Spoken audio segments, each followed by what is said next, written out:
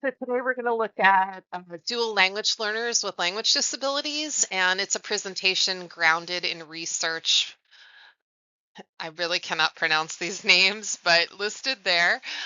So the key question is, can children with language impairments succeed in bilingual programs? And the answer, backed by evidence, is yes, with the right support. So let's take a look at how we can disrupt deficit-based narratives and advocate for affirming culturally responsive education and therapy. Okay, so please follow this prompt. You will be asked for your answer in the exit ticket.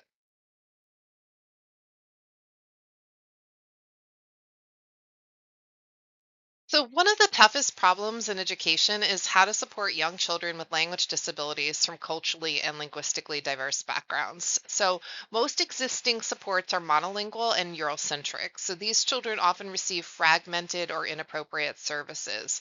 A lot of educators feel uncertain when supporting children who are both linguistically diverse and have disabilities, and too often the solution has been to remove children from bilingual settings. And this creates a lose lose situation, language attrition, and stigmatization. And so, as counselors, we want to challenge these misconceptions. Linguistic difference is not a disorder, it's our job to know the difference and speak up when systems confuse the two. So let's consider scale. There are 4 million English learners in the United States, and actually in U.S. schools specifically. So about 10% of them have language disabilities, and that's hundreds of thousands of children navigating school in multiple languages, often without tailored support. So programs vary widely in their approach. Some balance both languages, others ignore the home language. And we want to ask the question, what's being centered and what's being lost? In your notes, choose a statistic or fact from the last slide. Why is this significant for your future counseling practice? Jot down your notes. You'll be asked for this in the exit ticket. Popular curricula like creative curriculum and high scope dominate early childhood classrooms, yet offer little guidance for bilingual learners. So imagine being a child with a language delay and not seeing your language represented in lessons. These materials ignore dual language needs, leaving educators and children to figure it out themselves. And I think counselors can help schools notice and close these gaps, especially during IEP or team meetings. So enter VOLAR, Vocabulary, Oral Language, and Academic Readiness. This curriculum was created specifically for Spanish English preschoolers with language impairments, and it focuses on building both language through developmentally appropriate books and structured activities. What's important here is that it doesn't treat the home language as a problem. It treats it as a pathway to deeper learning. So, this is a critical mindset shift for anyone in counseling or education. This is your secret image. Write it down. Each week includes 4 days of instruction, alternating between Spanish and English. The same content is reinforced across languages. Teaching strategies include modeling, expansions, and balanced turn taking. So, what's powerful is that children can respond in either language, and this flexibility fosters confidence and engagement.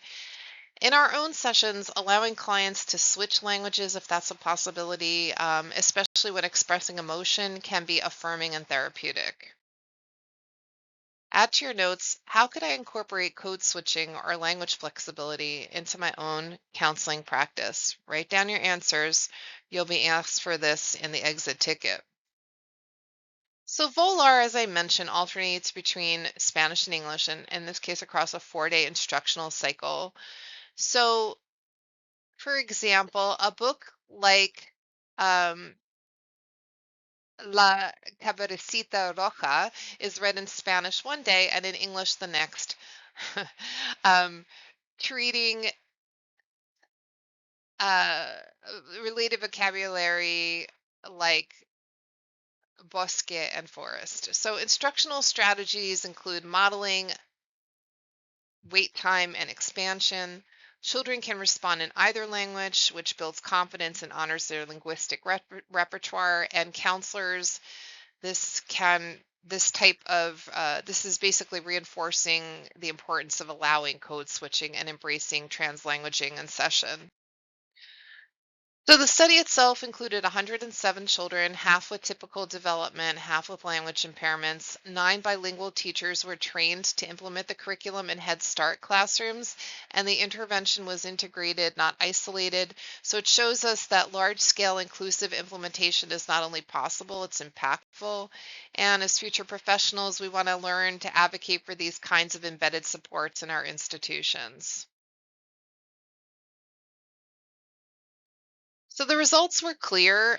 Children with language impairments in the VOLAR group showed stronger gains in both languages than those in control groups. English vocabulary grew by 28 words versus 22. Spanish vocabulary gains were smaller but still significant. And it reminds us of the English dominance effect. Even when both languages are taught, English tends to expand faster due to environmental exposure. So it underscores the need, I think, to intentionally preserve and promote the home language. So, the biggest takeaway, children with language impairments can and do thrive in dual language settings if the institution is intentional. I'm sorry, if the instruction is intentional. So, teachers successfully implemented VOLAR and reported that children opened up more and built confidence. And for counselors, it speaks volumes. Language isn't just a cognitive tool, right? It's a social and emotional lifeline. So, we want to promote bilingual development as part of whole child care and mental health care support. One concern, Spanish gains lagged behind English even with balanced instruction. So why? Environmental dominance, teacher fluency, and curriculum materials all play a role. So this means that children with language impairments may be at high risk of losing their home language.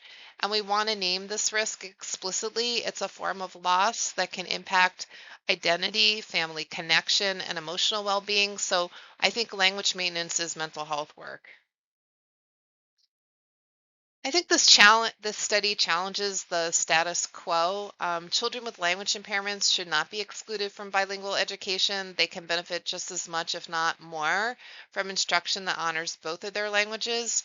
And I think our work needs to center on this truth. Whether we're working in schools, clinics, or communities, we want to speak up for policies and practices that see bilingualism as a right, not a risk.